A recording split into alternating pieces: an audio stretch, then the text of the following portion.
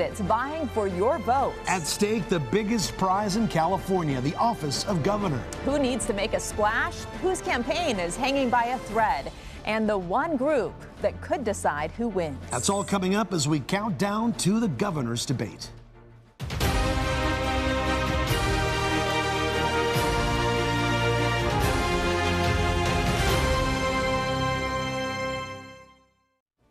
California, are you ready? You're looking at Bridges Auditorium on the campus of Pomona College, where in fewer than 30 minutes, 8 candidates for governor will debate. And what you will watch unfold on this stage tonight could very well shape which direction this election goes. Good evening, everyone, and welcome in as we count down to the CBS California governor's debate. I'm Juan Fernandez. And I'm Rudabeh Shabazi. And a special welcome to those watching in San Francisco and Sacramento. Let's get right to where the race stands right now. Here's a look at our newest CBS News YouGov poll exclusive. And as you can see, Republican Steve Hilton is in the lead with 16%, followed closely by Democrats Tom Steyer and Javier Becerra. And finishing off the top 4 is Republican Chad Bianco at 10%. Right now to the other candidates right here. In 5th place right now is Katie Porter. She's at 9%, followed by Matt Mahan and Antonio Villaraigosa. In 8th place is Tony Thurmond at just 1%. And a whopping 26% of voters still undecided tonight. A reminder, the top 2 vote getters will move on to the November election, no matter what party. Now, within the last couple of hours, we've seen the candidates start to arrive at tonight's debate venue. Here they are. For many of them, this debate could make or break the campaign, especially those polling at lower numbers, according to the CBS News poll. And we have you covered, from expert analysis to how tonight's debate will work. But let's start with CBS LA political reporter Tom Waite, live outside Pomona College. Tom. And good evening to you, Rudabeh and Juan. It is so exciting being here. The last of the audience members just walked into Bridges Auditorium just behind me. That's, of course, where the debate is going to unfold tonight. And such a critical debate it is because ballots go out in just days. Voters will start to make decisions, and the stakes could not be higher with so many voters undecided. 8 candidates, 1 will be California's next governor. Tonight, they'll all share a stage for the last time before voters get their ballots.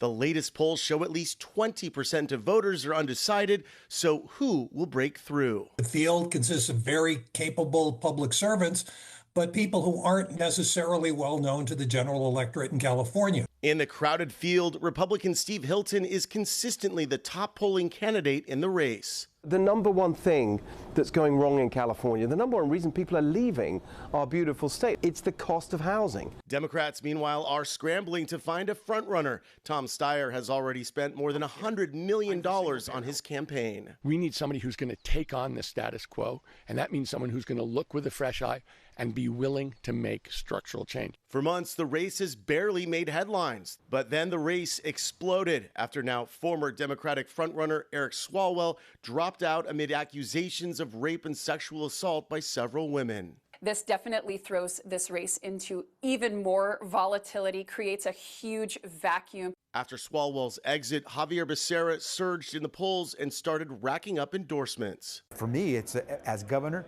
it's building, it is protecting. I did that as Attorney General for 4 years. For Republicans, President Trump may loom large. Trump endorsed Hilton, but MAGA loyalist Chad Bianco is still polling near the top. Bianco says the state legislature is failing Californians. My 7 years as a sheriff battling Sacramento has been nothing but negative.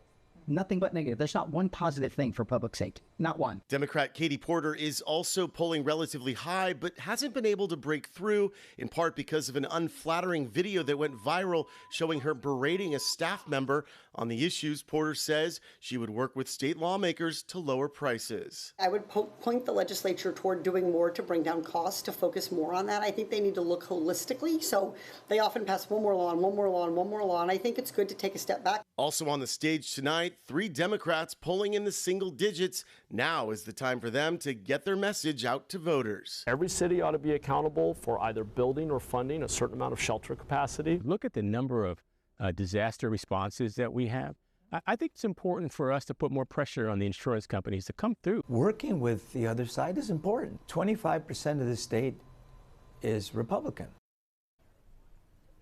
So yes, with more than 20% of voters undecided in our exclusive CBS News poll, this debate could make a major difference for voters. We'll have to wait and see. And remember, in California's jungle primary, the top 2 vote getters go on to compete in the November general election. And there has been some fears among Democrats that because there are so many Democrats running in the field, that they could end up being boxed out by the 2 top Republicans who will be here at tonight's debate, and they are of course vying for those top 2 spots. Also very interesting, we have not heard an endorsement yet, and we don't know if we will, from Governor Newsom or from California's other big star, Senator Alex Padilla. We'll see what happens. Reporting live here in Claremont, I'm Tom Waite, CBS LA.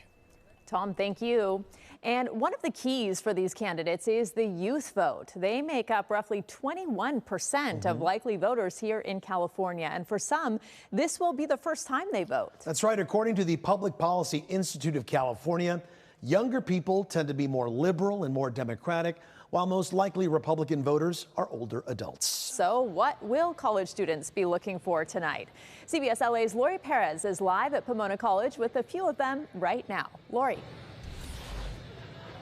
Yeah, the students here at Pomona College and the Claremont Colleges are really energized for this debate. They just started filing in here at Frary Dining Hall. I'm told there was so much interest in attending this watch party that students were selected. They had to be selected via random draw. Now here inside, you can see there are huge video screens set up. They are putting up California flags and putting voter bios and candidate information on the tabletop. So as students are eating dinner, they can get some information. The students we've spoken with are really thrilled that this is happening on campus. There has been a lot of buzz, so really energizing students about the governor's race. Many students from all over the country do come here to school, and they register, some of them here in California, so they can vote while they are here in school. We have some young women here ready to be interviewed. Anna, you are from Seattle, but you were quite interested in coming to this debate. Tell me why you are so interested in what are some of the issues that you're looking to hear about tonight? Yeah, well, thank you so much. I'm really interested in hearing a candidate that really has a spine and is willing to stand up for climate issues, willing to stand up for immigrant rights here in California, tackling the affordability crisis for us young people, and also stopping all of these profit-fueled wars. So, yeah. You came here to California. Do you envision staying here after you graduate, or are you going to go back to Seattle? Or the current plan is to go back to Seattle, but I could definitely see myself living in California in the future. Excellent. And you were talking about young people who are going to be voting perhaps for the first or second time. And we have one of them here, this young woman. Tell me again, your name is? Ayami. Ayami. And this is going to be your first time voting for the governor of California. Yes, I'm very excited. I'm hoping that the governors will talk about issues that are related to our generation specifically because they are on a college campus today. And I'm hoping that they will directly address people of color's needs and struggles right now, especially with immigration, as well as the attack on DEI and civil rights through the current administration. And what year are you? I'm a junior at Claremont McKenna College, and I'm the president of my Black Student Association. Wonderful. Thanks for talking to us. Hi, guys. And you are part of the group that's hosting this watch party, right? Yes. So tell me about some of the things or why you're so excited that this is happening here on campus. So this gubernatorial debate happening on campus is such a big deal because it shows that young voices matter and we do have a say in what is going to happen in this election. And I'm actually from Kentucky, and so I am not voting in this governor's debate, but I think it's still chosen like as a really great opportunity. And so the League of Women Voters obviously supports a lot of reproductive justice options, and we obviously care about the housing crisis that's happening here. And so we are really excited for students to be able to sit in their own dining hall on campus and watch a debate that is happening just a couple feet away. And so it'll be a really great opportunity, and we have a bunch of information out on the tables, and yeah, we're really excited. Wonderful. And Olivia, just really quickly, if you could ask them one question, what would it be? I'm Kate, sorry. It's okay. I would ask them, how they're going to tackle kind of the attack on education and attack on science that we are seeing. I'm a neuroscience major, and I see research and science as a big part of my career and my future. That's something that I would ask them. So you can hear from all of these students how engaged they are and how ready they are to talk about the future and hear what these candidates can offer them. Guys, back to you. So great to hear from these students. Lori, thank you very much. All right, so how will all this work? Will be on this stage right off the bat. There will be no canned opening statements or closing arguments. We'll use that time instead to ask more questions on the issues you told us you care about in that brand new CBS News poll. And take out your phone and scan this QR code for our brand new side-by-side candidate guide launched by CBS California Investigates. It allows you to select your candidates, choose specific issues, and compare their full responses, offering a clearer, more direct look at how each candidate would govern. Again, download it by scanning that QR code. Well, we are now less than 20 minutes from the debate, and our show is just getting started. Up next, who needs to make an impression? Experts from both sides of the aisle will join us in studio for that. But first, a message from the president of Pomona College. Good evening. I'm Gabrielle Starr, president of Pomona College in Claremont, California. Welcome to tonight's gubernatorial debate. Pomona has always understood that education is essential to civic life. We encourage students to be curious about the world, to listen, to engage across difference, and to turn learning into action. This is the essential toolkit for engaging constructively with our democracy. Pomona students, supported by our dedicated faculty, distinguish themselves by working hard in the classroom, conducting meaningful research, and competing with intensity as sagehens. And when they graduate, they shape culture, advance scientific breakthroughs, and lead in their chosen fields. Pomona students seek not only to understand the world, but to make it better, too. So, from Claremont, California, once again, welcome to tonight's debate.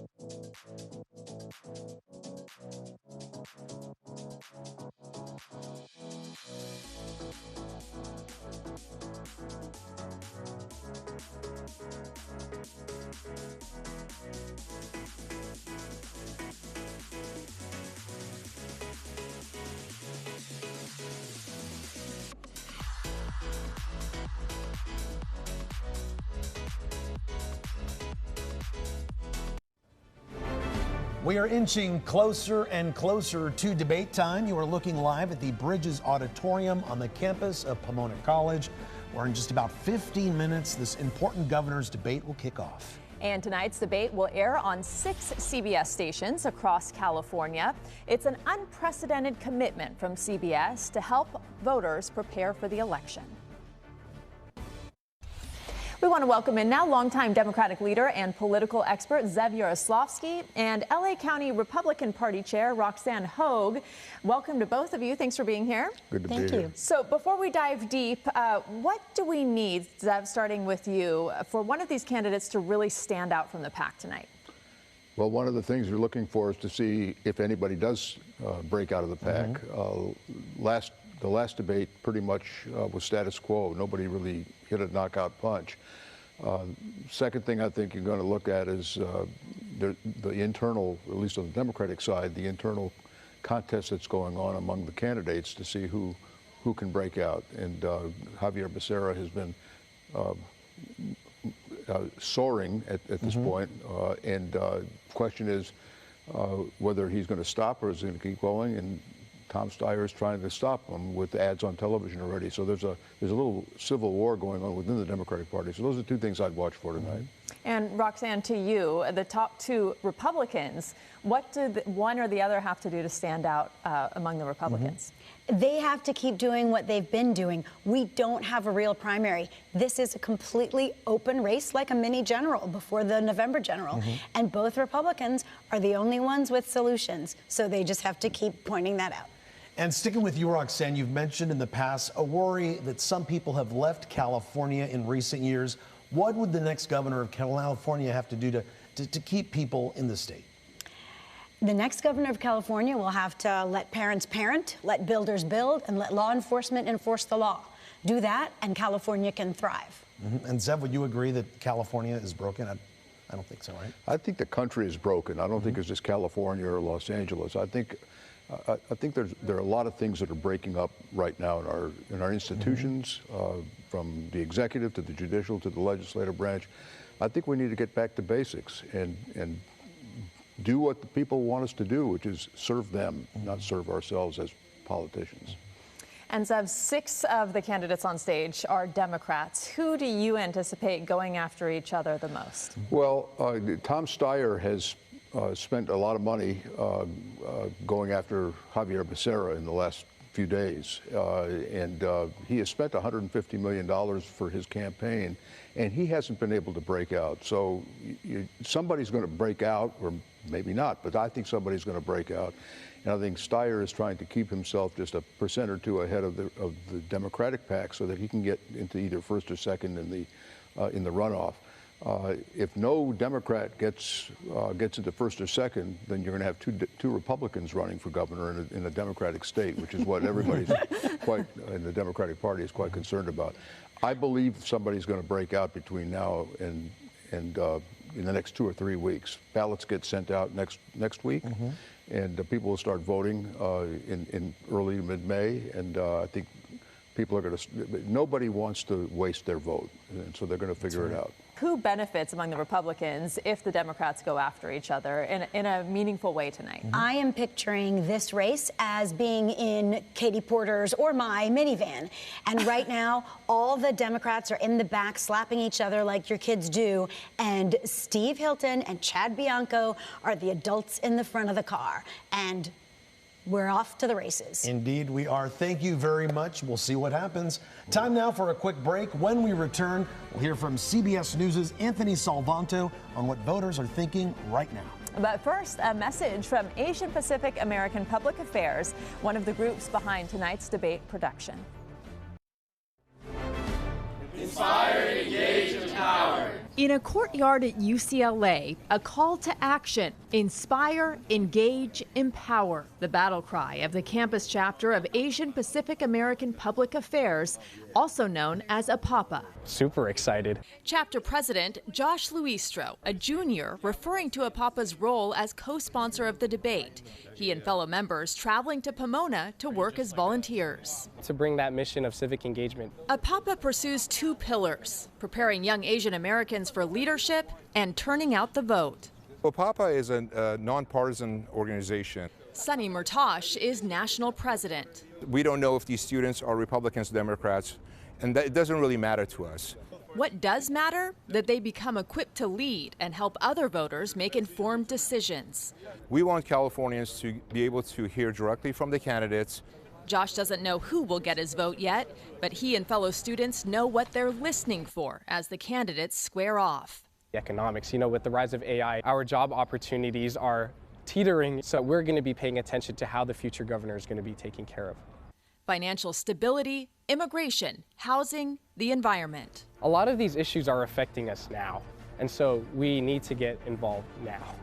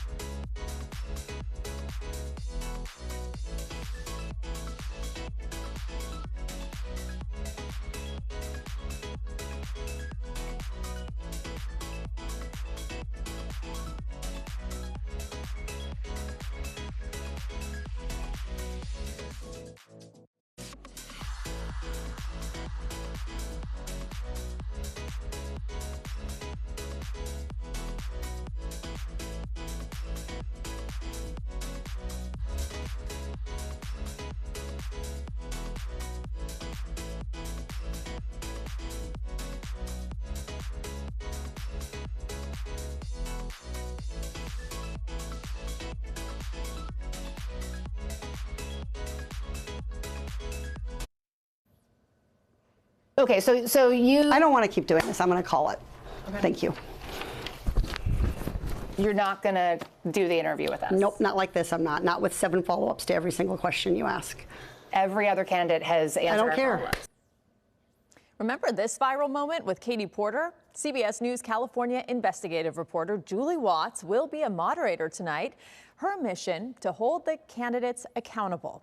So will there be fireworks with Porter again? We will see in just moments. That's right. It is important to note that Katie Porter did finish that interview with Julie, but moments like that can really change the course of a campaign. CBS News' Anthony Salvanto has been keeping a close eye on the race. He's with our Tom Waite with exclusive data from voters. Hi, everybody. I am with CBS News head of elections and surveys, Anthony Salvanto. Interesting poll numbers, a fresh poll, CBS News exclusive. The candidates, it's a wide open field right now. Yeah, it really is. And the way to read that is not to try to parse 1 or 2 points between folks. Nobody's put any distance between themselves and the rest of the field right now, number one. Number two, you look at this big undecided number. You got more undecided than any one candidate has support. That tells you everything is still wide open.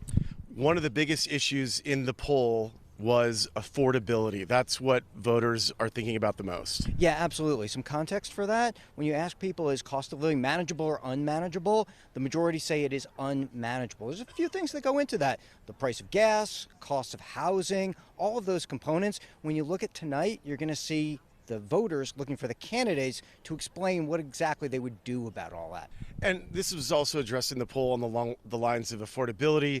Is the California dream alive or is it dead? Well, there's less confidence that it's attainable. And most people say they don't think it is. So that's something that goes to the economy, it goes to housing, it goes to a longer range look at opportunity. So when you look at the future, and you've got a lot of young voters out there as well, that's going to be key. What governor candidate can address those long-term concerns? Last question, and you kind of addressed this off the top.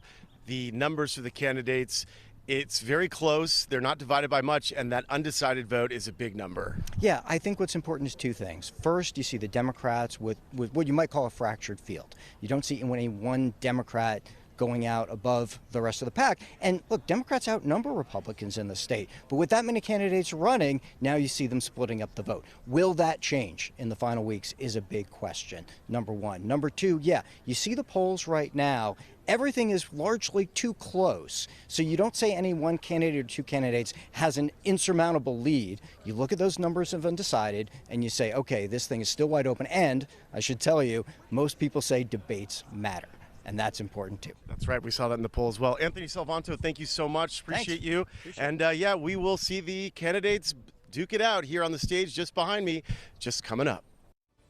All right, thank you, Tom and Anthony. Well, we are just minutes away now from the debate. We'll be right back.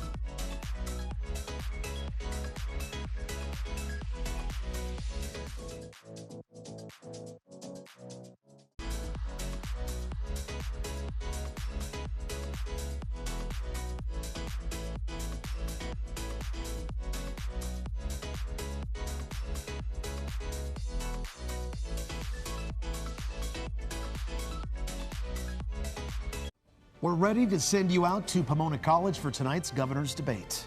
It all starts in 2 minutes. Make sure to stay with us for post-debate coverage on your local CBS newscast. Thanks for joining us and enjoy the debate.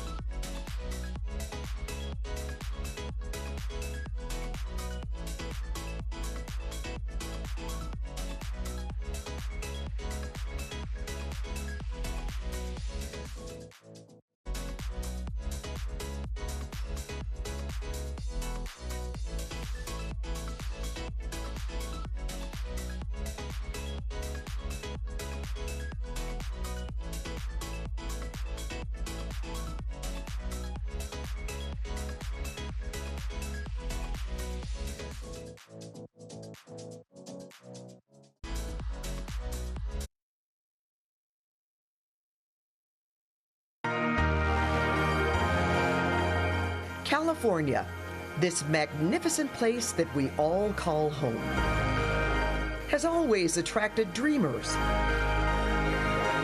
and doers. They helped create a golden state filled with opportunity, attracting people from around the country and the world seeking a place in which to build a better life. But now, bro, they got raided right now. Many feel the California dream is under attack. Everything has gone up such a high amount. The cost of living is sky high. Women homelessness has increased. Over the last decade, it's up 63%. The homeless crisis remains. I'm going to break down again.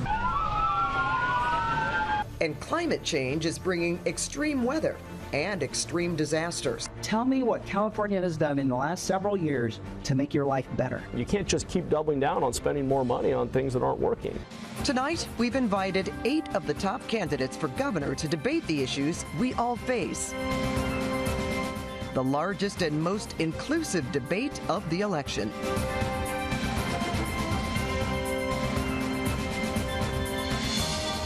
Good evening. I'm Pat Harvey from CBS Los Angeles. And I'm Ryan Yamamoto from CBS San Francisco. Hi, I'm Tony Lopez from CBS Sacramento. Hi, I'm Julie Watts from CBS News California Investigates. And hello, I'm Sara Sadhwani from Pomona College. We will moderate tonight's debate covering the issues you care about the most. And how do we know what you care about? Because CBS News just polled people all across the state and shared the results with us. And we're using your responses to power tonight's topics and questions. So time for us to take our seats and let's get this showdown started. Welcome to Voters Decide as CBS California presents the Governor's Debate. A 90-minute in-depth discussion of the issues, live on the CBS-owned stations across California and many of our affiliates. And presented with our partners, Pomona College and Asian Pacific American Public Affairs. Welcome to the campus of Pomona College in Claremont, California. And the historic Bridges Auditorium. For tonight's CBS California, Pomona College, and Apapa Governor's Debate. And welcome.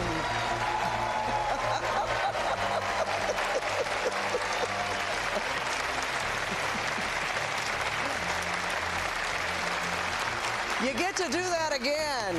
Welcome inside Bridges Auditorium. Pomona College, thank you for hosting this debate.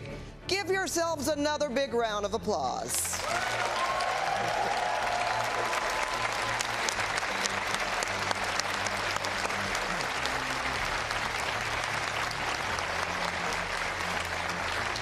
Love the enthusiasm already. Good evening, everyone. I'm Pat Harvey. And I'm Tony Lopez. We are so happy to be with you for the next 90 minutes. Thanks to everyone in our audience, students, faculty, administrators, alumni, guests, and thanks to all of our candidates, all 8 of you on stage tonight, the most inclusive debate of the election. That's right, and in full transparency, we held a random drawing for positions on the stage and for who gets the first question. That's the truth. But first, we do have a few rules. I know you heard them before, but we can't help but, address this again. Please hold your applause starting now until the end, and there will be no opening or closing statements tonight. Moderators will decide whether to give time for rebuttals. We will tell the candidates how much time they have for each round of questions, and when their time is up, everyone will hear a bell. We also have several lightning rounds, as the name implies. We're going to ask for a yes or no answer. It may go against every core of your being as you give speeches out there, but a yes or no answer is what we're going for tonight, and we certainly appreciate that. A friendly reminder, there are 8 of you on stage, and a cozy bunch you are. So because of that, we're going to ask that you be succinct and specific as you can in the time allotted. Speaking of time, we got some themes tonight. We got some things to talk about. So we're going to break down each half hour with a theme that Californians told us they care the most about. As you know, we do have 5 moderators tonight presenting all of the CBS-owned stations in California, and Sara Sadhwani from Pomona College. Moderators will rotate every half hour, so you only get 30 minutes of us. I know that might be upsetting to you, but that's how it is. All right. What do you say? Let's get this thing going. The theme this half hour, you won't be surprised by. It's affordability. The Golden State has turned into the I can't afford to live here anymore state. Golden State sounds so much better, doesn't it? So no surprise, people in California are fed up with the cost of everything. We want to share with you a brand new poll. CBS News just released a new poll today. Again, no surprise, but the number is big. Showing 64% said they were not confident that the California dream is attainable. And because of that, our first question tonight is, what is the first thing you would do as governor to increase affordability and restore the California dream? You do have 30 seconds to respond, and I'm going to start with you, Mr. Hilton. I know that you've stated government taxes and regulations have caused affordability problems in the state. So what would you do to restore the California dream? Thank you very much. Thank you all for being here. What a great crowd. And it's really for you there. We want you to be able to make your life here in California. Young people who are setting out on that journey. And the first thing I do is send to the legislature my first budget with my plan to make our state Cal-affordable. $3 gas, cut your electric bills in half, your first $100,000 tax-free, and especially for young people, a home you can afford to buy so we can restore that California dream of home ownership. Thank you, Mr. Hilton. I'll go to you next, Mr. Bianco, and I know you agree with most of what your Republican colleague there said in terms of deregulations and cutting taxes. But how do you propose to get anything done in a state with a supermajority Democratic legislature? Well, the supermajority Democratic legislature is going to have to respond to California putting me into that office. And so it's not how I'm going to respond to them, it's how are they going to respond to me to make sure that we fix California. California is broken because of what has been happening in Sacramento because of an absolute failed Democrat progressive agenda that is destroying California. Everything that they are experiencing where they can't experience what I experienced when I came here is because of a failed agenda. The regulations and the taxes have to go. Thank you so much, Mr. Bianco. Mr. Mahan, what would you do to restore the California dream? Pat, thanks for the question. This topic is personal for me because I grew up in a working class family in a small farming town, paycheck to paycheck, and I know what it means when gas prices go up as fast as they have. I'm the only candidate on this stage who has pledged to suspend and then reform the gas tax. It is the most regressive tax in California. Working people, rural people are spending 3 times as much maintaining our roads as wealthier EV owners. We need to change that, but I won't stop there. We'll remove all of the barriers to building housing. Thank you, Mr. Mahan. All right, you brought up the gas tax. Mr. Becerra, I know that you are not in favor of the gas tax. So I want you to tell me why. Not in favor of cutting the gas. Yes, you do not want to cut the gas tax. Yeah. So don't answer the first question, answer this question. You can just give me 5 seconds on why you do not support the gas tax, and you can answer the question. Because I want everyone who's sitting here to be able to drive on our roads, cross our bridges, make sure transit is working, and you have to fund it somehow. Those who say they're going to cut the gas tax have to also say what they're going to replace it with. Otherwise, we're going to have potholes in every road, and we're going to have bridges that can collapse. We have to fund what it takes to have quality infrastructure in California. But I will tell you this, when it comes to affordability, I know a little bit about that because my parents came to this state with $12 in their pocket. Yet they did build the California dream for my sisters and me. And so what I'll do, if I can finish the thought, is we'll reduce prescription drug prices. CalRx is working well. And we'll start building the homes that we need. 40,000 units are shovel ready. I'll get them going the first day I'm in office. Thank you, Mr. Becerra. Let's move on to the dream of owning a home in our state. It's really become a generational problem. California, only half of Californians own their own homes. One of the worst rates in the country. Children not able to live and afford to live where they grew up. Grandma and grandpa are grumpy. They have to hop on a plane to go visit their kids and grandkids. We all know the story. We all know people. So let's dive into housing. Governor Newsom proposed and promised 3 million new homes when reelected. The reality, only 500,000 were built. So Obviously, that goal was not reached. The question to each one of you candidates, or at least 4 of you, you have 45 seconds to answer. What would you do differently to meet those housing goals? We'll start with you, Mr. Thurman. It is the American dream. My mother was an immigrant who came here from Panama, and she bought a home, and everyone should have the opportunity. It's slipping away. And as governor, the first thing I'll do is provide down payment assistance grants to those who want to own a home. And we will build 2 million housing units using the surplus property that school districts have in every single county in this state. And we'll build 2.3 million units by the year 2030. I know what it's like to grow up in a household without food and on public assistance. I grew up on government cheese. I worked $3 an hour.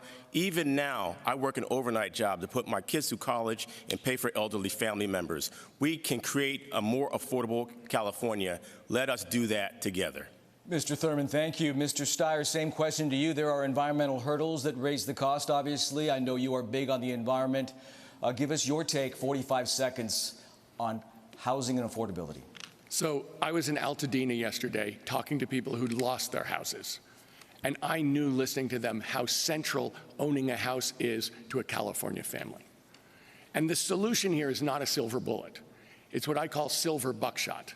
We need to work to shorten and reduce the cost of permitting. We need to redo zoning. There have been steps that I've supported in the last year on that way. We need to drop the cost of construction by using industrial construction off-site, and we need to work with the cities and counties and bring the money to them so they can afford to do housing. There is a plan on my website that's very clear, but in every one of these, it's going to be absolutely important to do structural change. The idea that we're going to do the same thing better is insanity. We need to make structural change in every one of the places where Californians can't afford to live. Mr. Steyer, thank you. Mr. Villaraigosa, same question. He mentioned the rebuilding during the firestorm and the aftermath. The hurdles were removed. Are you in favor of removing the hurdles, not just in times of emergencies, but with the housing emergency that we have right here and right now? Yes. And let me just say that homeownership used to be part of the American dream. My mom struggled to make ends meet, and we rented for most of our life. I bought a home at 25 years old. Young people like the young people here at Pomona College can't do that anymore. And so I've argued that we need to have first-time buyer assistance, $25 billion initiative at no cost to the taxpayer that will help them get into their first house and build up to 150,000 units. In addition, we need to fast track and streamline that housing building. I did that when I was mayor. I built more housing in 8 years than they did in the 12 years before that. Mr. Villaraigosa, thank you. I was struck by your emphatic yes. And Ms. Porter, as I go to you, let me stay with that same theme in terms of removing the hurdles. Why wait for a natural disaster to do that? Why not just do that as a norm as we face the challenges that we face every day? Yeah, you hear people on stage talking about their parents and they were able to buy houses, but I'm the single mom of 3 teenagers who believe they will not be able to buy houses here in California. We have to build much faster. California builds apartment housing and single-family homes about 2 years slower than our competitor states, and in that 2 years, which is caused by permitting delays, it's caused by labor difficulties, it's caused by lack of innovation in building, everything becomes 10 or 20% more expensive. So yes, we need to reform permitting. Yes, we need to innovate in housing. We can bring down housing costs by 10 or 20%. That's not a few extra dollars. That is hundreds or thousands of dollars back in the pockets of families, and it's opening up homeownership to the next generation of Californians. Thank you so much, Ms. Porter. Now, to another issue important to Californians, and Mr. Mahan, you brought this up. We're talking about gas prices. They're the highest in the nation here in California, and the gas tax is also the highest at around 61 cents per gallon. So this is that lightning round where you say yes or no, and then we'll get back to it later, but please give me a yes or no answer. Are you in favor of suspending the gas tax? We know that Mr. Mahan says yes, Javier Becerra says no. What do you say, Tony Thurman? Yes. All right, Chad Bianco? Yes. Mr. Steyer? I want a windfall profits tax on the oil companies who've raised the tax by $150 per gallon. All right, Mr. Steyer, there was a lot of no's there. Let's go to Mr. Hilton. That wasn't no. Mr. Hilton. Yes. Thank you very much. Ms. Porter. No. All right. Mr. Villaraigosa? No. All right. Now, as I've mentioned, my colleague Julie Watts will talk to each of you much more on gas coming up in our next half hour. But right now, let's talk about keeping Californians healthy. Because of federal subsidies ending, those enrolled in Covered California faced a 97% increase, with 6 in 10 people saying they have either skipped or delayed care altogether. What would you do on a state level to protect against future cuts, and where are you going to find the money to ease that pain? I think it's pretty obvious that we start with you, Mr. Becerra, because you worked on the Affordable Care Act when you were AG. So how would you ask that question? And you have 45 seconds. Pat, the first thing we do is stop Donald Trump from continuing to make the problem so bad. Had Donald Trump allowed the premium tax credits under the Affordable Care Act to continue forward, millions of Californians would be able to afford their health care insurance. Had Donald Trump not cut $1 trillion out of the Medicaid program, which is called Medi-Cal here, we wouldn't be facing 3 million Californians losing their health insurance. The first thing we have to do is stop Steve Hilton's daddy, who has endorsed him and said that's what we got to do, from becoming the next governor of the state of California. We need someone who's going to fight Donald Trump, not agree with him. Steve Hilton's daddy. All right. I believe you're talking about the president there, right? Because I haven't heard your actual father say anything about health care cuts here in California. But I'm going to let you answer that question and, of course, respond to Mr. Becerra. It would be rather amazing, Javier. My dad was the goalie for the Hungarian national ice hockey team. And I don't think he weighed in on this issue at all. Look, I think what you just saw there is actually what's going wrong with our politics in California, which is all these big things that affect us on a daily basis. These are decisions made here in California by our politicians. And we've had the same people in charge for 16 years now. And because it's such a disaster and such a high cost of living for everyone, and the highest poverty rate in the country, and the highest unemployment rate in the country, and the worst business climate, all these things going wrong, they can't do anything except blame Trump. Let's see how many times you hear that tonight. We need change in California. He hasn't said he would oppose Donald Trump's cuts. We need change in California, not more of the same of these Democrats. But Steve, would you oppose Donald Trump's cuts? The actual amount of money going into health care from the federal government is going up this year. I think that's a no. He won't try to undo Donald Trump's cuts. The amount of money that's coming from the federal government into California's health system is actually increasing.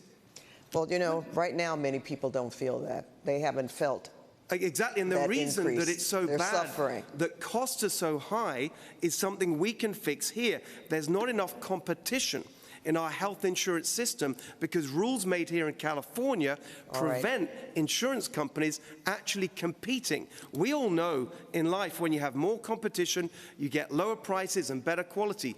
But the policies that we got going on in California prevent that. All right, As governor, Mr. Hilton. I would change that. So now, you know, costs. when you give more time, I have to give more time to someone else. So we're going to move over to I'm Mr. a very generous Steyer. guy. Thank you. Thank you so much, Mr. Hilton. Mr. Steyer, how would you make California more affordable again as far as health care is concerned? Health care is a right for every Californian, and long-term, the only way we can afford that is a single-payer health care system. That will take at least 3 years to get if we start on day one. And in the interim, we're going to have a structural shortfall because of the fact that Donald Trump has kicked 3 million people off Medi-Cal. On day one, I will call a special election to close a corporate real estate tax loophole worth $22 billion to the state of California every year so that we can close that budget shortfall. The truth is, no one else on this stage wants to talk about revenue because we're short of revenue as a result of that bill in the Congress last year. And it's absolutely critical. If we believe that health care is a right, that in fact we have the revenue to solve it, Mr. but Steyer, thank you. Single payer is the only way we solve it. I'm going to go to Ms. Porter because you also believe in single payer. Yes, correct. I mean, look, single payer delivers the most health care at the lowest administrative costs. I was a champion for single payer at the federal level because Medicare spends about 2% of everything that we put into it on administrative costs, and private health insurance spends 17 or 18% on pushing paper and denying claims and telling you no and who you can and can't go see as a doctor. So that's the change we have to get. We have to get much more administratively efficient with our health care. With regard to Donald Trump's cuts, we have to make sure we're protecting our hospitals. 25% of our hospitals in California are projected to close because of those cuts, and those hospitals provide 60% of care for car accidents, heart attacks, strokes, and other trauma. Mr. Bianco. I feel like I'm in the twilight zone here. We need to start. We have a group of 20-year-old kids, 20-ish, and we're just sitting here lying to them about broken Democrat policies in California for the last 20 years, and we're going to sit here and blame a president who's been president for a year. This is absolutely ridiculous. What would you do then, Mr. Bianco? If we cared about California, we wouldn't worry about what the federal government is doing. California is the 4th largest economy in the entire world. What do we care about a cut to medical? Does that mean we support single payer in California? Absolutely not. If you want socialism, go somewhere else, because single payer people come to America for the best medical coverage and care in the entire world. And what if you don't have any health care? What are you going to do for the people who need I thought I got to answer, but apparently we're just going to do this all night. But we only have so much time. But we have 2 more half hours to go, Mr. Bianco. So they're going to take it from me. Now I see where we're going to go when you attack the Democrat policies that have destroyed this state. If you elect a governor who cares about the state, it's not going to matter whether President Trump or President whoever takes something away from the state, because the waste, fraud, the abuse of our money in California by a government that we already know hundreds of billions of dollars, and we're worried about President Trump taking away that. Okay. It's crazy that we're lying to these kids. We're going to end on that, Mr. Bianco. We get your point there. We had rules here. I thought we had rules here. We're not supposed to go back and forth. I thought we had like 45 seconds apiece. You do. Hold on, Antonio. Pat, they're all wrong. They're all wrong. Let me explain why. Give me 1 second here. First of all, Steve, Chad, Trump's tax cuts are cruel. We see vulnerable people who are losing coverage who need it. So you're wrong to defend Trump's tax cuts. On the other hand, Tom, Katie, we don't know how to pay for single payer, and we see countries with single payer struggling with long lines and cuts to care. The last time the legislature looked at it, they abandoned it because it would double the state budget. All right, Mr. And Javier Becerra is defending the status quo and just blaming Trump. Here's the real answer.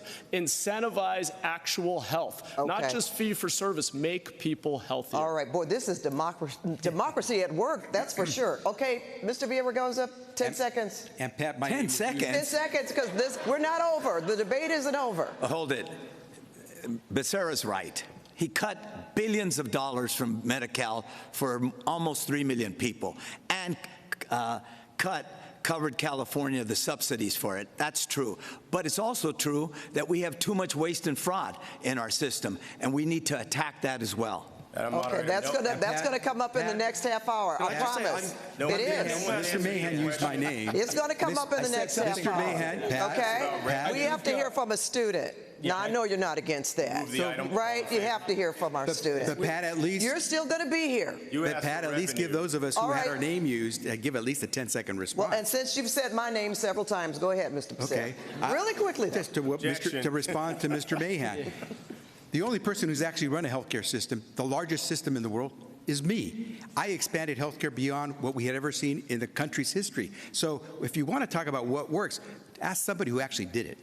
Thank you very much. I'm the only person here who's going to get the money back that Donald Trump took away from us. I'm the only person who mentioned how to raise revenue so that we can pay for health care. Thank you, Mr. Sire. And Mr. Thurman, really quickly, you know, it's interesting. Everybody wants to talk at this debate, so that means we're doing a good job. I think so. Right? I think we're going to move on to a touchy-feely moment. This is worse than my teenagers. Every candidate has spoken. If I could just answer your question. You asked the question about revenue.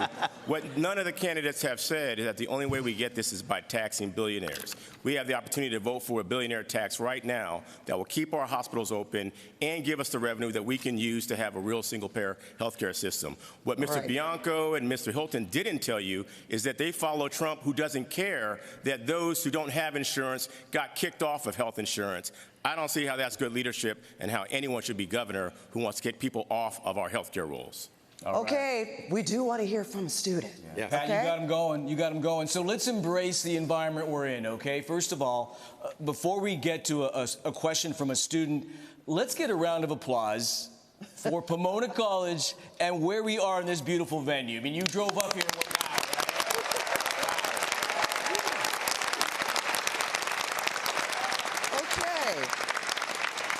All right, we're going to bring up our student, Mr. Ryan Kasarian. You have a question. Good evening. Wow, that was a bit of a mess. My name is Ryan Kasarian. Hot mess. Right on. Well, what can you do? My name is Ryan Kasarian. I'm a student of politics here at Pomona College and a Marine Corps officer candidate. California tells students that education is the path to opportunity. California itself was once the land of opportunity. Yet students are graduating with a tremendous amount of debt in a state with no hope. There are no jobs and people are leaving. As governor, what steps would you take to tackle the rising cost of education and bring jobs back to the state of California? Mr. Villaraigosa, I'm going to let you answer that question because when you were mayor, of course, you were very concerned about the direction LAUSD was going. Well, thank you, and thank you for your service, by the way. Appreciate you. Let me be clear. I got a record. It was a Catholic school that gave me a foundation, but a public school that gave me a second chance. 1 out of 3 schools were failing when I was mayor, and by the time I was done, it was a 60% increase in the graduation rate. But college affordability is not affordable. It's just not.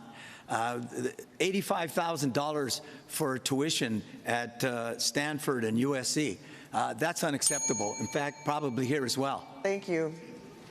We're going to come back. Mr. Thurman, you're superintendent of education, please. Thank you, Ryan, and thank you for your service. I've introduced legislation already that would make college free in California. I call it Pay It Forward. You go to school for free for 4 years, and when you graduate and you get a job, you start to pay back what was provided for you for the next group of students who come after you.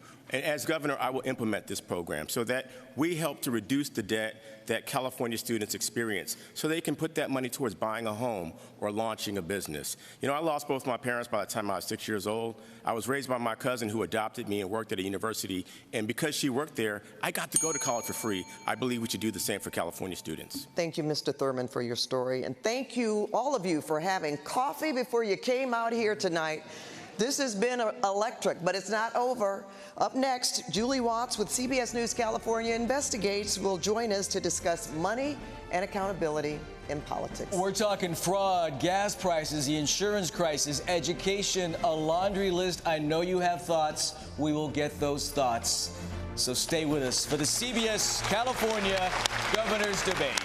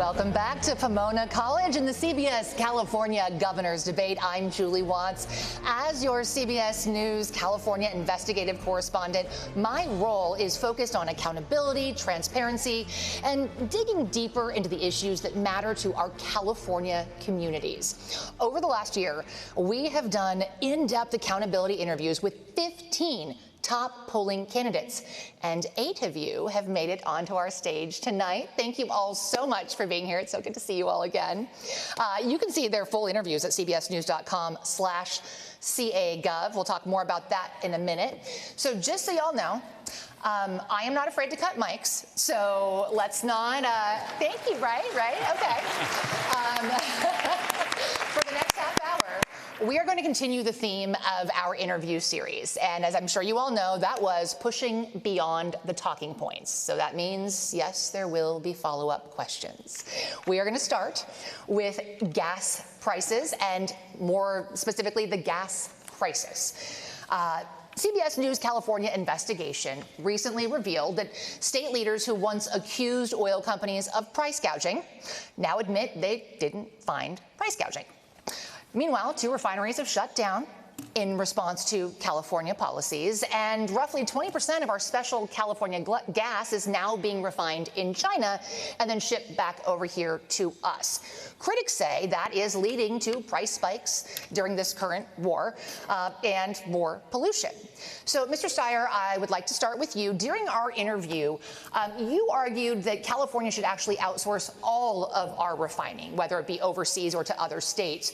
Given that California refineries are among the cleanest in the world, can you explain why you don't think that will increase pollution and, frankly, why it won't increase prices for that matter? What I said was that we should have the ability to outsource everything because we're under the thumb of the oil companies who have been jacking up prices. And if you look at the price of gasoline in the state of California, it is up because of the war in Iran. And that war has driven up prices for everybody in California by about $1.50.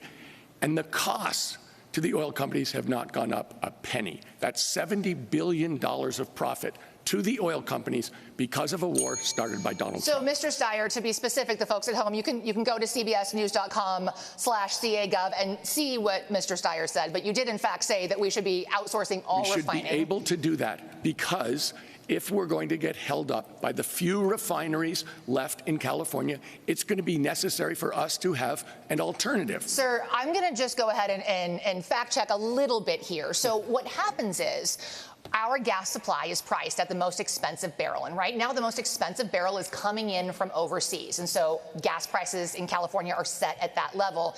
Yes, refineries, yes, the oil companies are profiting more right now, but they're not the ones specifically, at least they say, they are not the ones specifically setting the price of gas. I'm going to let some of your other colleagues chime in. And actually, I would love to go to Ms. Porter. Well, can Ms. Porter, I finish my thought? No, because sir, but we you can should come take back when it is your windfall time. Profits. Sir, we're going to have to cut the mic if you're not respectful. Ms. Porter, I would love to give you a chance. Thank you so much for joining us tonight. During our interview, you said that you do think we should be keeping refineries in state, at least for now. And so I would love to hear your thoughts on Mr. Steyer's answer. Yeah, right now, we need to keep all of our energy sources online. That's just the reality that we're in. Electricity demand in California is projected to go up 50% in the next few years, and so we're going to need to be adding green energy rapidly. I think right now, those refineries, they're up, they're running, they're creating good jobs. Let's keep them there. But I want to be really clear, because I know you do care about accountability. Refineries, the people who work in Kern County at those refineries and the people who live in Kern County also face some of the worst pollution and lower life expectancies. Green energy gets us out of that. Ms. Porter, I do want to ask you to respond specifically to the portion of the question about increased gas prices and increased pollution. Do you think that outsourcing all of our refining would increase pollution and ultimately gas prices? As I just said, I think our refineries right now in California should stay open. We've always had a mix of refined here and brought in overseas. So it's probably going to stay that way. So yes, it would increase pollution and prices. So I would love to sort of switch gears a little bit. Mr. Hilton, You have a very different perspective, and I want to push back a little bit on your perspective. You've been arguing that we need to increase drilling in California. Now, realistically, and even the oil companies will tell you this, we will never be able to drill enough to replace the 60% of crude we now import into California. And even if we could, as we just mentioned, we've lost our refining capacity. We can't turn it into gasoline here anyway. So considering that we cannot drill our way to energy independence, can you tell us a bit about how you will support the transition to at least a hybrid electric future? So we just need a bit of common sense in this whole area. First of all, Javier said earlier about the gas tax, which is a big part of the reason it's so expensive, that we need it for the roads, but we pay the highest gas tax and have the worst roads in America. I was speaking to a contractor the other day who builds roads, who said it's 4 times as expensive to do it in California compared to other states. We can change that. In terms of production, my conversations with the energy industry in Kern County, I spent a lot of time there, that actually, with the right policies, we can double production. Can you ask, though, answer the question that I asked, sir, and that is, how are you going to support the transition to electric or alternative sources? Well, first of all, as long as we are using oil and gas in California, it's just common sense that we use the abundant reserves we have here, rather than shipping it halfway around the world from Mr. Iraq. Hilton, understood. But are you saying you're not going to support at all any shift to electric? Yes, but let's be sensible about electric. For example, right now, we have a fleet of gas-fired power stations generating electricity that are running at 10 to 15% of their capacity, even though we have abundant natural gas in California that we could be using to generate affordable, reliable electricity that would lower the cost of electric bills for consumers and businesses. Sir, Mr. Villaraigosa, you're next on my list because you very much are the all-of-the-above candidate, right? You said that many times. By the way, 252 times y'all said all of the above in our interview series. Very common phrase. But yes, you are the all-of-the-above candidate. Can you please explain to, frankly, all of the candidates why you have concerns about one or the other? Well, first of all, we have the highest gas prices in the United States, on average by $2 a gallon. With Trump's war, it's going up even further because we have closed down so many refineries and we have to rely so much on Sir, I'm going to interrupt crude. you just temporarily. Number one, you guys also said the word Donald Trump 1,000 times during our interview series. So if I hear it too many times, I am going to ban it for the rest of the segment. Well, actually, if it's true, I'll say it. Yes, sir. But what I'd like you to do is focus on your concerns that you shared with us about why the rush towards all electric is concerning. You talked about not having the infrastructure there. Yes. And how we should still continue to. So we need an all-of-the-above strategy that understands we got to transition from oil and gas to renewables. But here's an example, the 2035 mandate. We built 167,000 charging stations in the last 10 years. We need 2 million more to get to that mandate. And if we built them, we don't have a grid. So we ought to build the grid instead of arguing about whether or not we need an all-of-the-above policy. Anybody with a brain and knows a little bit about climate change and what Norway does knows that that's what we have to do. Thank you, sir. All right, we're going to put a pin in gas prices for a second, and we're going to move on to insurance. Californians who have insurance are often worried about the high cost. But our investigation found that an increasing number of homeowners simply cannot get insurance, even in low wildfire risk areas. And that is the concern, right? So insurers, they tell us, listen, we stopped writing new policies because California regulations won't let them charge enough to cover their risk. Mr. Becerra, you have promised to freeze insurance rates. And I want to push back a little bit because rate increases, as you know, they are approved by the insurance commissioner and they are mandated under state law. What authority do you think that the governor has to freeze insurance rates without going back to the voters to overturn Prop 103? Julie, the governor can declare a state of emergency, and that's what I would do.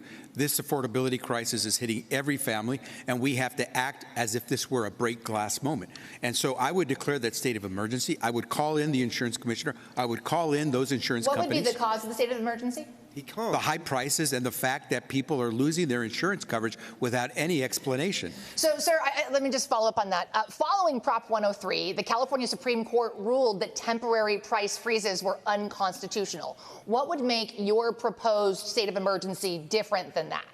I am calling for a freeze. I am calling for an opportunity to sit everyone down. I am calling for an opportunity to reveal behind the curtain what insurance companies are doing. But if the court's already ruled that that was unconstitutional, how is your plan different? Well, Julie, I'd like to go to court with you on that one. I was the Attorney General of the state of California, and I did defend our people to try to get the lowest cost. And I'd be willing to go to court to tell you that I could call that freeze, even though you're telling me we can't. I will try. Well, I'm just asking you to tell us how.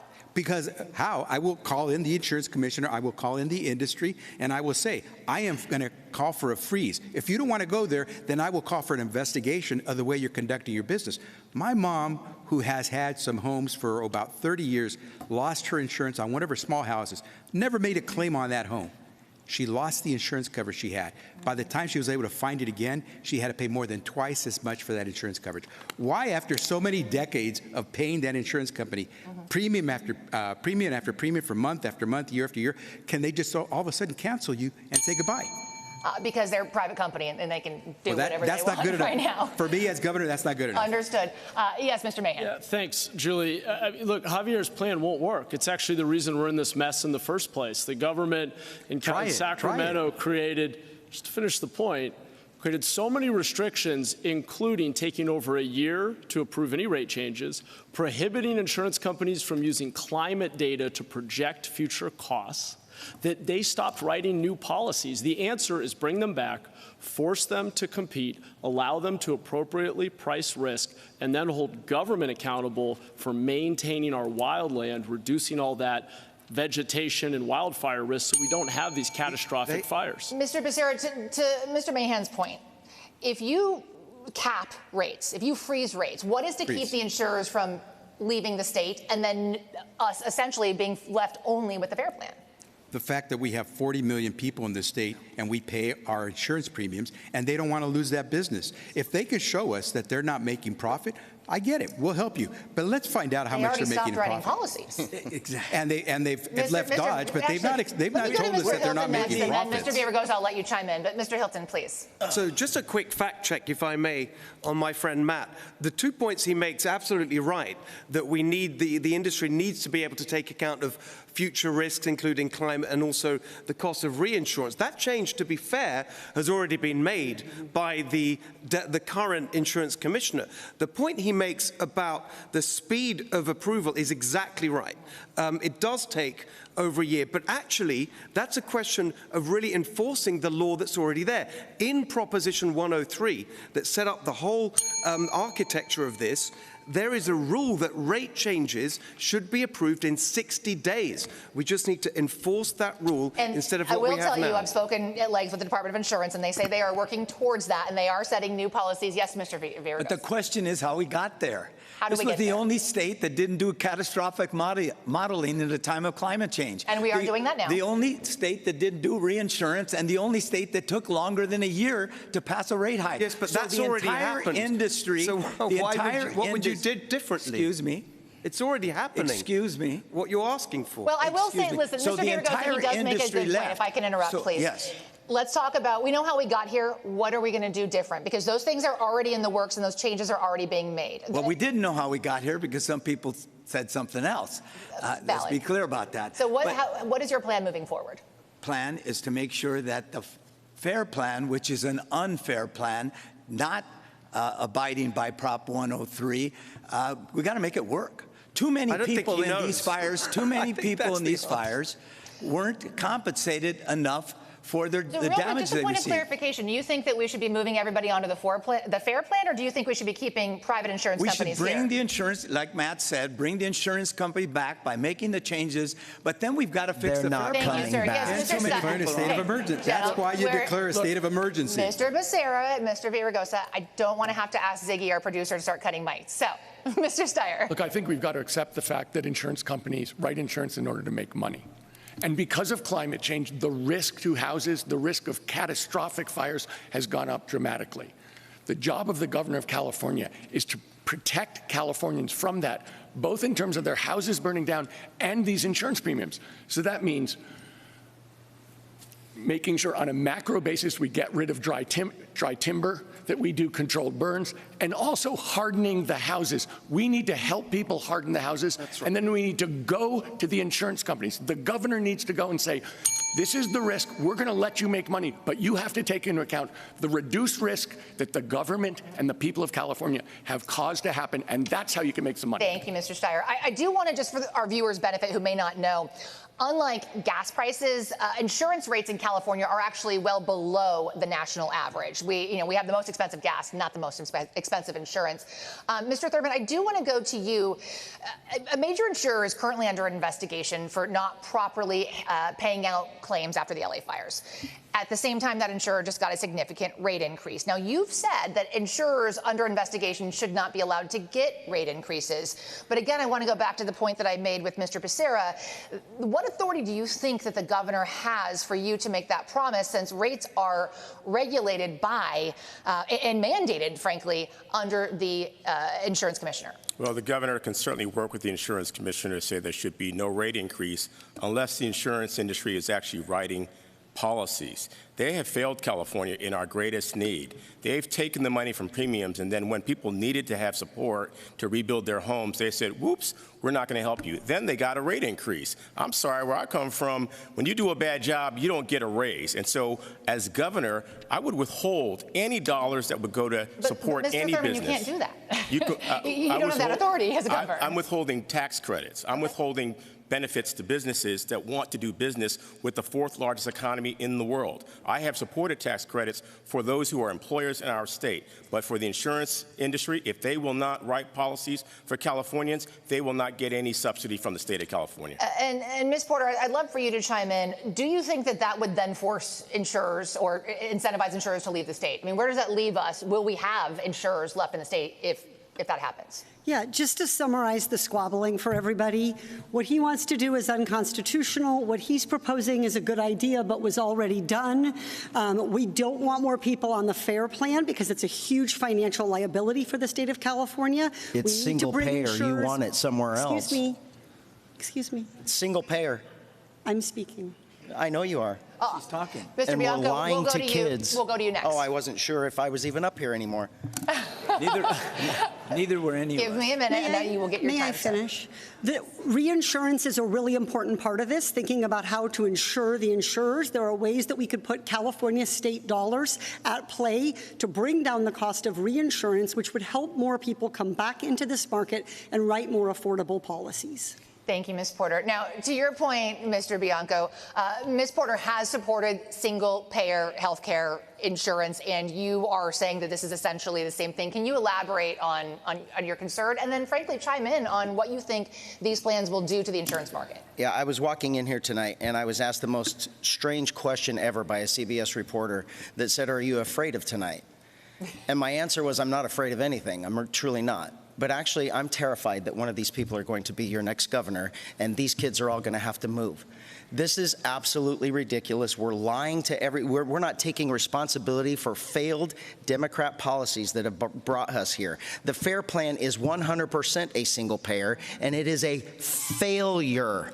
Absolute failure. So we're not going to medical because it's the same thing. The insurance companies left because the insurance companies can't be forced into bankruptcy by the state. They told told the state it wasn't global warming. Stop believing that. It was a failed environmental policy that doesn't allow fire departments to prevent defensible space around our homes or clear out the brush for 30 years that are building in our mountains and in our hills that took out a city. They specifically said we were going to lose a city, and our governor said we don't care, and so the insurance companies left. Mr. Bianco, do you have Julie, may I ask Javier a question? Do you have any ideas for what you would do so far? All you've said is this group has failed. The regulations. What would you do? Exactly. I will stop the 16 years of Democrat failure of regulations in this state that have destroyed their ability to live here. They are going to have to find a different state to live, not grow up in the California that I had the opportunity to grow up in, because regulation in this state is destroying our ability to live here. Thank you, Mr. Bianco. And I will say this, just to clarify for folks, that the governor does have the authority to appoint the heads of state agencies who then make regulations. So they can do that without going through the legislature, for those folks at home who may not understand that. Yes, Mr. Hilton, you wanted to ask Mr. Becerra. If I may just ask Javier a question. Thank you. He said that he would declare a state of emergency on insurance. Have you read the statute that sets out the governor's emergency powers? I've actually defended the governor in any number of forms when I was Attorney General for the state of California. Have you read the emergency powers statute? I have read the statutes before. Well, then in that case, you would know that what you're proposing is not in there. You can't do it. That's not correct. That's not correct. When you declare a state of emergency, you have extraordinary powers. Now, that doesn't abridge but they're very specifically described in the statute. But it does give you the opportunity, if I could answer, it does give you the opportunity to do things with the insurance commissioner, with the industries that let you try to come to a negotiated solution. To just let the insurance companies run over us, to let them just tell my mom they're canceling your policy after 30 years. I don't think he has read in this state of California. I am looking forward to seeing what happens when you do that, because I mean, I've been told that you can't do it, but you are the former AG. And I have to tell you all. I'm the only candidate who's actually declared a state of emergency in this country and been able to deploy resources and personnel to respond. We can't have a governor who doesn't understand how the government works. And we don't need a talking head from Fox News to tell us how the government works. Y'all are paying millions of dollars for attack ads, so let's keep those on the commercials. By the way, great new commercial today, sir. Thank you. We've got lots of ideas for all your questions. And we are live, so please, none of that language tonight, sir. All right, we're going to move on to education. And I have to tell you, one of the coolest things about our interview series is people tell me all the time, I learned so much, even from the candidates they don't agree with, they would never vote for. They learned a lot from your interviews. And so this is what I'm trying to get at here, is to have you guys debate your policies. Very different perspectives. Different people are going to agree with different things. But please be honest about what we can do. California schools. This is a really important one. Schools are the state's single largest budget item. The single largest budget item. Yet districts are facing a financial crisis right now, driven in part because of skyrocketing insurance costs and an influx of decades-old abuse lawsuits. Now, student test scores, as we all know, are still below pre-pandemic levels. Schools are cutting teachers and cutting programs at a time that we need those programs to get our students back on track. You all have thrown out these key words, equity, accountability. You want to give teachers grades. Right now, schools can't even hire teachers. They are firing teachers. My sister is a teacher. She's got more than 30 kids in her class because they're firing teachers in her district. Who has a plan to raise academic achievement with quantifiable goals, and who can explain how you will actually accomplish that in your first term in the middle of a financial crisis? I saw your hand go up first. Mr. Mahan, go ahead. Thank you. Julie, education changed my life. I came back after college as a Teach for America teacher in Eastside San Jose to teach in one of our most underserved communities. I can tell you exactly what we need to do. We need to cut administrative overhead and get more money into the classroom. We need to reward teachers whose students show more learning growth. For those teachers whose students don't, we need to intervene and provide coaching and training and help them get up to speed. And we need to have high expectations, including teaching phonics in the early years. That's a fight we never should have had. And we are doing that now, right? But let me ask you this. So you said cut. We haven't done it yet. Okay. Specifics, though. You said cut overhead. What overhead do you, you've been a teacher. What overhead can we cut? Yeah, if you look at spending over the years, we have seen the system's expenses go up as student enrollment has declined. More of that money needs to go to recruiting teachers at the beginning of their career. I guess the question is, tell folks at home, what is that going to that you would cut? Is it going to janitorial staff? It's going to the nearly 1,000 districts we have with all of the superintendents, all of the district staff, all of the staff that's not in the classroom. We need to reward teachers whose students grow faster. We need to have high expectations. It is a crime that with half of the spending per pupil, Mississippi is doing a better job of educating low-income students. And Mr. Hilton, you have talked about looking to other states. I do want to give Mr. Steyer a chance. Look, my mom was a teacher, and the teachers in this state have endorsed me. And let me say that on a cost-adjusted basis, we're the 31st out of 50 states in terms of spending per pupil. The truth is, the thing that makes kids succeed in classrooms is great teachers. And we need to be able to recruit teachers. And that means we need more money. And I've said on day one, I'll propose closing a corporate real estate tax loophole to bring in money to pay teachers, to pay them, to recruit them, to train them, and to retain them, because a master teacher is an incredible value to the people of California. I would like to just get to Mr. Thurman very quickly. And Ziggy, if you can give me time in my ear. But Mr. Thurman, you are the one who's been in charge since before the pandemic. The situation that we're in right now has happened, for lack of a better way to put it, under your watch. What can we do to increase student achievement in light of the financial crisis? I mean, education is the greatest equalizer there is. It saved my life as somebody who lost both parents, and education gave me an opportunity to change my humble beginnings, and we have to provide that for all of our students. What folks aren't saying on this stage is the biggest challenge for our schools is declining enrollment. Schools get their revenue based on attendance, and we're one of only 6 states in the nation that still gives revenue based on average daily attendance. We have to move to an enrollment system as we recognize that schools are losing revenue, and we have to implement my 5-year plan to make sure every student reads by 3rd grade. Speaking of students, we have to get to our student question, but you can watch in-depth interviews with all of our candidates on all these topics online. In the meantime, I would love to introduce Chloe Ogans, a Pomona College sophomore, with a question for you. Hello, my name is Chloe Ogans. I study politics at Pomona, and when researching your platform, something that came up was that you talk about reconstructing or rebuilding California, and so if elected governor, I was wondering what your vision was for that. Ms. Porter, it seems like you've had the least amount of stage time in this segment, so I am going to defer to you. Would you like to answer that question? Yeah, we need to make California grow. We need more people in California, and we can't get there if we don't add housing. Yes, we need jobs, but right now one of the biggest reasons we're not growing jobs is we don't have anywhere for workers to live. I've also rolled out policies for free childcare. That is a game changer for California, bringing us something that other states don't offer, and 2 free years tuition free at our UC, our CSUs, and our Cal Polys. Those are all real affordability solutions. They're taking us back in some ways to things we used to have, like free UCs, and forward in others, like free childcare. And we'll talk more in the future about how we're going to fund those things. In the meantime, I want to thank you all. This has been a pleasure. Of course, our 30 minutes flew by. And remember, we cannot cover every issue tonight, but you can. You can head to cbsnews.com/CAGov for our side-by-side candidate guide. Pick your candidates, pick your issues, watch their in-depth interviews. We will be right back.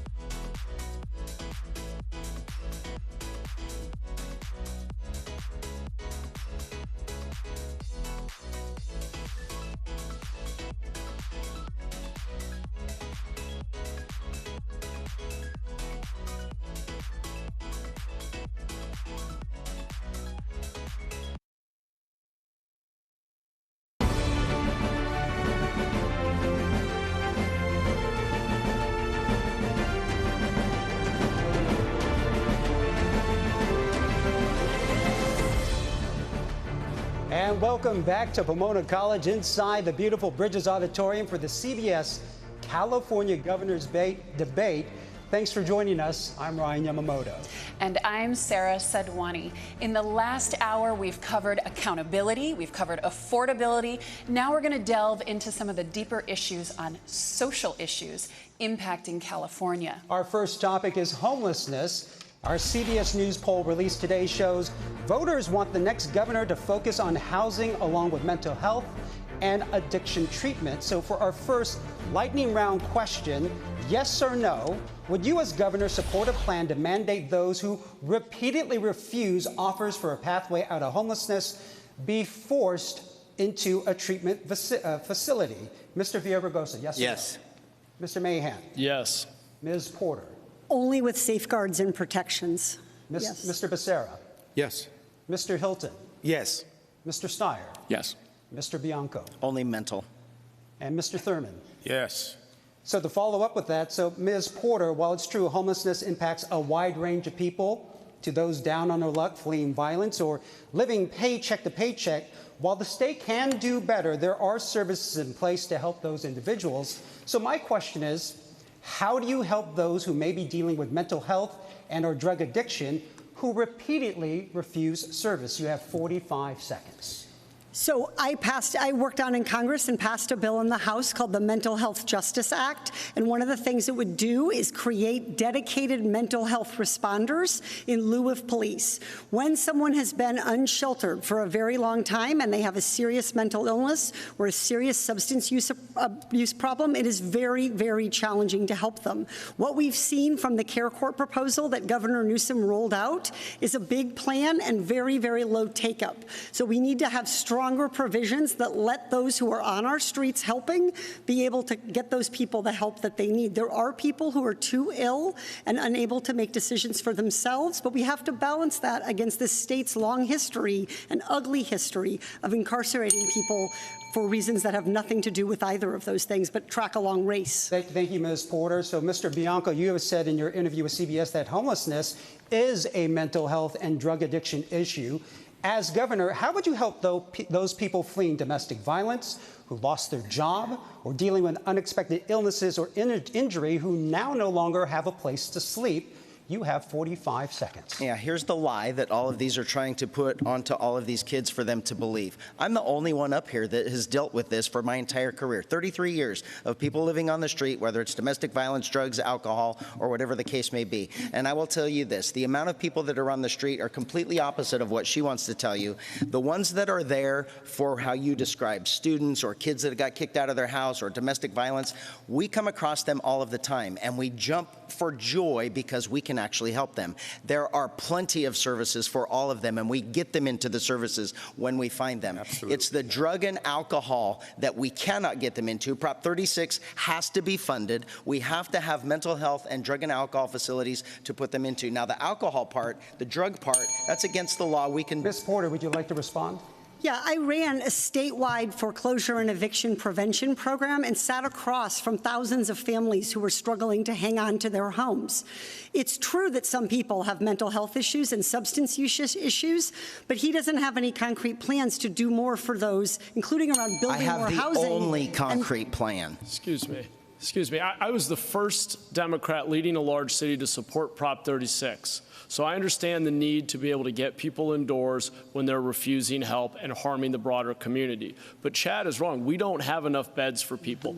As mayor of San Jose, the third largest city in the state, we have led the way in reducing the number of people living outside by 1/3 by building basic dignified shelter, interim housing, treatment capacity, and requiring that people come indoors when it's available. Giving them a solid roof instead of a tent. We'll come back to you, Mr. Bianco. Thank you. Mr. Mahan, I want to follow up on that comment. Please. As mayor of San Jose, you tout the accomplishments of reducing homelessness in your city, but in a recent clearing of an encampment called the Jungle, unhoused advocates in your city say you are not keeping promises of providing enough shelter to the more than 100 people in that specific camp. How do you answer critics who say you are forcing people to move without a viable place to go?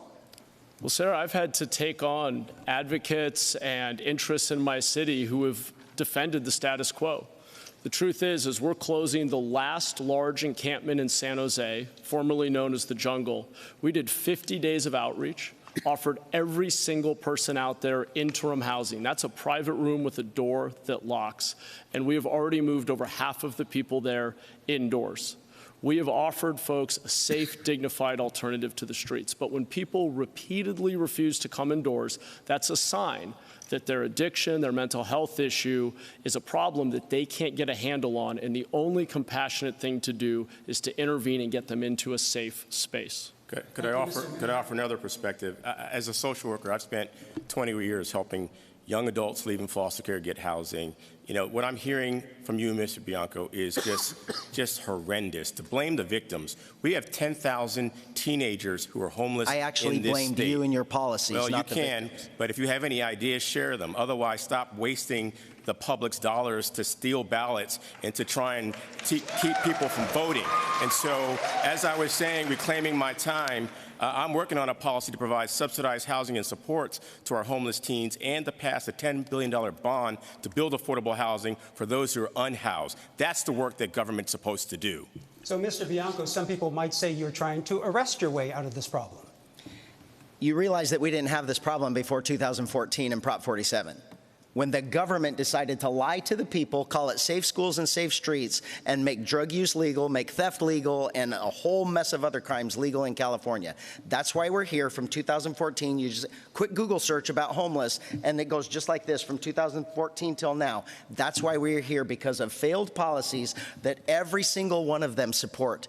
If we are not going to, before Prop 47 in 2014, the answer was not arrest. It was we took them to court. I was a drug cop. Take them to court and say, do you want to go to jail or do you want to go to rehab? And the vast majority of them picked rehab. That's what we want. Prop 47 and these failed policies have made my jails the hotbed for mental health and drug addiction care, and that's not what they're supposed to be for, and it's their policies. The reason your jails are that way is because you shouldn't have to go to jail to get substance abuse treatment. Don't break the law. Criminalize the victims. Don't break the law. Thank you, Mr. Bianco. So, Mr. Hilton, as the other Republican on stage, do you agree with your colleague, Mr. Bianco, or do you have a completely different approach to this? You know, hearing this conversation, it just makes me heartbroken, really. We've got this situation in California that is completely unacceptable. This crisis that has gone on for so long, it shames our state. The fact that you've got people living in these conditions, we would never tolerate someone we love living in these conditions. And so we shouldn't accept it at all for people that we don't know. And so we got to have a clear and strong plan. And here it is. Number one, we have to enforce the law. It is illegal to live and camp on the streets. Number two, we have to get people into drug and alcohol treatment. Last year, Governor Newsom vetoed a bill that the Democrats passed in the state legislature, the Sober Housing Act. That is ridiculous. And number three, we need to increase mental health provision so we can take care of people where they should be, in mental health facilities, not in jail. Thank you. Mr. Becerra, you have said we need to focus on accountability when it comes to the billions of dollars that have been spent already to solve the homelessness crisis. But you also gave Governor Newsom an A for effort on this issue. So my question is, are those billions of dollars well spent or not? You have 45 seconds. Yeah, and Sarah, let me clarify. I gave the governor an A for effort for his work as governor, not on this particular issue. And what I will tell you is this, that we will not cycle people through the streets and into jails and just see that constant recycling. What we will do is we will build up the treatment facilities that we need. On my watch as HHS Secretary, we launched 988. The program that now is used by millions of Americans throughout the country in the event that they have a suicide ideation, if they are suffering through mental health crises, they can now call and try to get the help that they need. But without a doubt, we have to demand accountability. When we put out a taxpayer dollar, we need to have accountability. And I would say the thing that's been missing in this conversation on homelessness is let's prevent people from losing their home. And I will act as governor to make sure that if you have suffered a loss of job, if you have a medical crisis, that we're not going to watch you lose your home. Thank you, we will Mr. fight Becerra. to help you keep it. Mr. Villaraigosa, in our CBS California interview, you said we need to have, quote, locked institutions to deal with those on the streets who are dealing with mental health or drug issues. And under Ronald Reagan, many of those institutions were shut down, and you criticized your own party for not bringing them back. So as a former member of the State Assembly, including Speaker, do you bear some responsibility for not having those services in place? I take responsibility. I was there 20-some-odd years ago, but let's be clear. We spent $24 billion and homelessness went up. And it's true that we need drug rehab. It's true that we need mental health services, and it's true we need housing. The fact is, many of these people are homeless because they can't afford rent. We have the highest rent in the United States of America. So we need an all-of-the-above approach. And what I said was, for those people who are a threat to themselves and others, who their families trying to commit them, and you can't, it's almost impossible to do that. So we need to make the care courts accountable and the counties accountable with them. Thank you, Mr. Villaraigosa. We have to hear from Mr. Steyer. You have said California's two solutions for homelessness of shelter and long-term housing does not work, and it's too expensive. But yet, you recently gave Governor Gavin Newsom a B- on how he has handled the crisis. If you were giving the governor a passing grade, would you make changes, or would you just follow the same policies? You have 45 seconds. I absolutely would have new policies. Nobody gets well on the street. And the policy that we have now to get people into permanent housing takes 7 years, and as has been said, has cost $24 billion. The truth is, we need to keep people from getting onto the street by giving them rent assistance when it's close. We need to get people off the street as fast as possible. Only 1 of 7 people who go on the street have some form of mental health problem or drug addiction. Everybody is under amazing mental stress and pressure while they're on the street. That's why I am for emergency interim housing. Get people off the streets, keep them off the streets, and make sure that not only for their sake, because it's more compassionate, but also because we need livable, vibrant, urban neighborhoods where people are safe and like to live. Thank you. We're going to move on and talk a little bit about wildfires and natural disasters, drought and extreme heat, which most scientists agree is made worse by climate change, have led to a surge in catastrophic wildfires across the state in the last 10 years alone. That includes 2 of the most destructive fires right here in Southern California. We also live in earthquake country. Mr. Becerra, you say you're running on experience. What are the first 3 things that you would do if you were governor and a natural disaster were to strike? Sarah, we have to stop believing that we can get out of this mess unless we invest in prevention now, so we can avoid paying for failure later. And I would say this, ratepayers have to understand what their risk is so they understand why they are going to pay for help, what they're going to pay for their home insurance. But an insurance company has to be open and transparent about how it's pricing its policies so people can afford it. If you're going to buy a home in a wildfire risky area, you should know what your insurance rates will cost. So Mr. Becerra, what are those first 3 things? If the fire's starting now, what are your immediate reactions? Well, as I did when I was Secretary of Health and Human Services, where I declared disasters, I will go in and we will deploy our personnel and our resources to help those counties and those cities address the needs of those families immediately. We will make sure that when they file their claims, the insurance companies are responsive immediately, and we will make sure that we have the first responders that are necessary to make sure we deploy them where they're needed immediately. Thank you, Mr. Becerra. Mr. Bianco, the flames are rising and the winds are blowing. What are the first 3 things you would do as governor? Well, that's too late by then. That's what we don't want. Why are we talking about after instead of the root causes? The root causes were not because of climate change. The root causes, ask anyone, ask the insurance companies. They told Newsom for 5 years that this was going to happen because of failed environmental activism policies that do not allow the clearing of brush and the fuel for these fires before they take over cities. This is 100% done by failed policies in California. The Palisades fire. The question, sir, is what are you going to do today? We're sitting in Claremont on the base of the San Gabriel Mountains. If a fire breaks out tonight, he doesn't have any ideas. He doesn't know what to do. Sir, I'll answer the question. Actually, I've been protecting you for my entire career, from policies that you have made, that every single one of you have made, that I have suffered the consequences while I've been trying to keep them safe, working hand in hand with the fire department for 33 years. And you know who's not being asked? The fire department, because the fire department will tell you, CAL FIRE and every city and state agency will tell you that it is government policies that do not allow them to fix before in the off-season. I can answer that question. Thank you, Mr. Bianco. Mr. Mahan, what are your first actions as governor? As a mayor of a big city, I've gone through emergencies. You declare a disaster. You set up an emergency operations center. After. You allow, yes, that was the question, Chad. No, it wasn't. No, it wasn't. No, it wasn't, Matt. Just to finish the point. Then let's go to that, because that was not the question. The question was, here comes the fire. What are you going to do? Please, Mr. Bianco, you had your time, Mr. Mahan. That wasn't the question. I'd love to just answer the question, which is you set up that emergency operations center. You let first responders and professionals lead, but you provide the communications backbone. You assure the public. You are out there every day backing up your public staff in the delivery of services. I also need to make another point, though, which is that Javier Becerra keeps touting his experience and then says he's going to study something. He'll figure it out once he's elected. The secretary has never met a crisis that he couldn't ignore, whether it was migrant children, the 85,000 who were lost, monkeypox, where we were slow to respond and then blamed the gay community for the crisis, or COVID, where the Biden administration had to sideline them. So I think we should be really clear about what kind of experience we need. It's experience that has delivered results for people. Mr. Becerra, you'd like to respond? Oh, absolutely. You're not wearing a mask, are you, Matt? You are not worrying about catching monkeypox, right?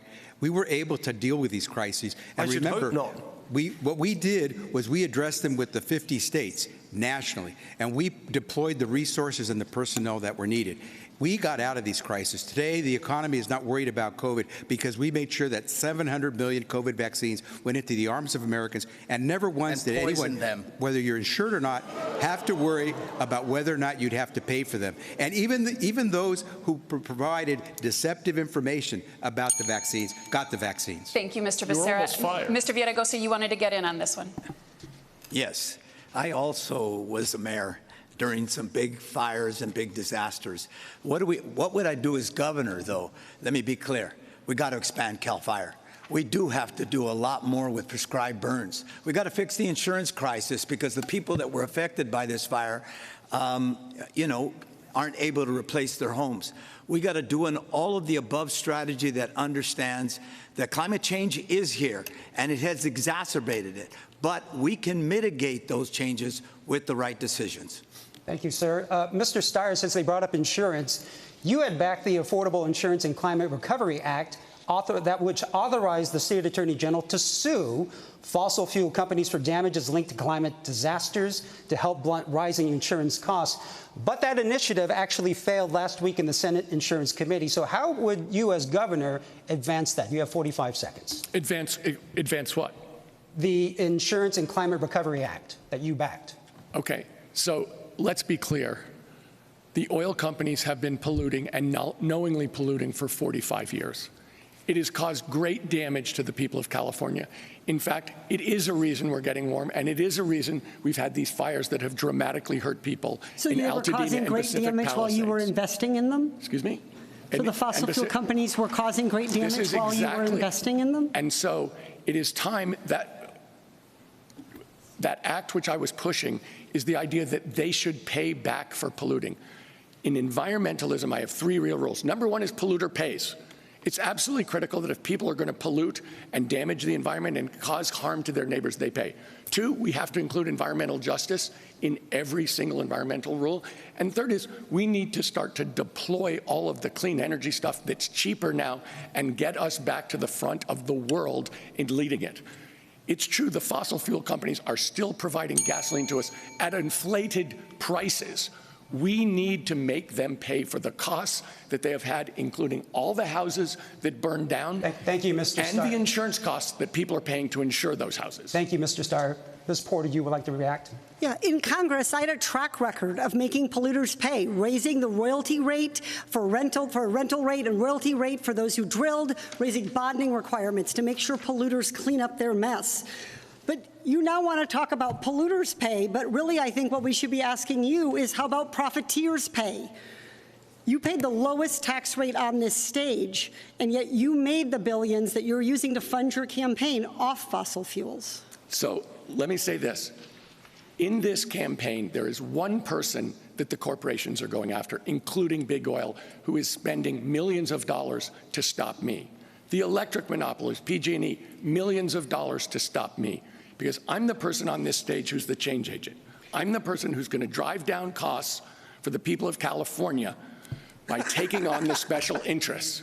And they are spending tens of millions to stop me. That's how you know I'm for real. Because Thank you, Mr. they Steyer. think I'm for real, and they're spending tens of millions of dollars to stop me because they're scared of me. Thank you, Mr. Steyer. Mr. Hilton, we didn't forget about you. In your 2002 book, Good Business, you argued for corporate responsibility, and with Prime Minister Cameron, whom you advised. He campaigned on a green platform. Yet, you have accused California officials of climate hypocrisy. What specifically would you do as governor to help reverse the trend of these increasing wildfires? So Chad made some very good points on prevention, and I'd just like to build on that. If you look at one of the really bad years for wildfires in recent memory, 2019, the mega wildfires we saw then produced more carbon emissions than the previous 20 years of climate policy actually saved. So if we want to reduce carbon emissions and protect against wildfires, and by the way, revive our timber industry so we can produce timber for building the homes we need in California, there's a very simple common sense way to do it, which is to have modern forest management so we don't have the fuel load in our forests, we can create jobs and opportunity in rural California, and reduce carbon emissions in the process because we won't have the mega wildfires. Thank you, Mr. Hilton. Okay, so now let's go to our student question. Joining us now is Dante Gilbert from Pomona College with a question, a lightning round question on immigration. Dante? Hello, my name is Dante Gilbert. I'm an American Studies student from St. Paul, Minnesota. So California is a sanctuary state, and yet states are limited in the way they can respond to federal ICE and Customs and Immigration. ICE forces. In Hennepin County, Minnesota, local law enforcement has begun to bring charges against ICE agents for assault. As governor, would you support district attorneys bringing such charges against federal agents? Thank you, Dante. Yes. This is a yes or no question. We're going to go down the line. Mr. Thurmond? Yes. Mr. Bianco? No. Mr. Steyer? Yes. Mr. Hilton? No. Mr. Becerra? Absolutely. Ms. Porter? Yes. Mr. Mahan? Yes, if they violate the law. And Mr. Villaraigosa? 2 yeses. Thank you, folks. And finally, people are looking for hope. Why should they trust that you will deliver that hope? You have 30 seconds, please. We'll begin with Mr. Villaraigosa. When I became mayor, I said, dream with me. I'd improve our schools, and we had a 60% increase in the graduation rate. I said, dream with me, we'll make the city safer, and crime went down 48%. I said, dream with me, we'll build the subway to the sea, and that subway is getting built. Go with me because I want to be transformational, because I understand that the crisis we face in this state is too great, and that we have to take on powerful interests to fix this crisis. I'd be honored to have your support. Thank you, sir. Mr. Thurmond. A better California is possible. Tonight you've heard me be very specific about the policies that I would bring forward. My 18 years of experience as an elected official, 20 running nonprofits, my vision for the state: we can build 2 million housing units. We will tax billionaires. We will provide a tax credit to working people to have more money in your pocket to pay for the rising cost of gas, groceries, and housing. We will have single payer, and we will fight back on Donald Trump's reckless immigration policy and elect someone with the lived experience who understands those who are struggling in our state. I fight for the working people, and that's what we'll do as governor. Mr. Mahan. Voters can trust me, and I will give them hope because I know what it looks like to achieve the American dream in California, and I know it's closed off to far too many. As mayor of the third largest city in California, I've led us to build thousands of new homes, reduce crime by over 20%, gun violence by over 70%, and we have 1/3 fewer people living on our streets. And I've done that without raising taxes, with a balanced budget, and when necessary, by challenging the establishment within my own party. That's what leadership looks like. Thank you, sir. Ms. Porter. Californians can trust me because I'm the only candidate on this stage that refuses corporate donations. The only one. That's because I'm willing to take on the status quo. I'm willing to go against the grain and fight for a better California. I am not for sale, not at any price. I'm a single mom of 3 teenagers. I worry that that one kid is never going to get off my couch and get into a home. I'm somebody who's concerned about childcare because I've paid the bills and I've gassed up my minivan. Thanks, Ms. Porter. Mr. Becerra. I grew up in a home of working parents, and I saw what it was to struggle.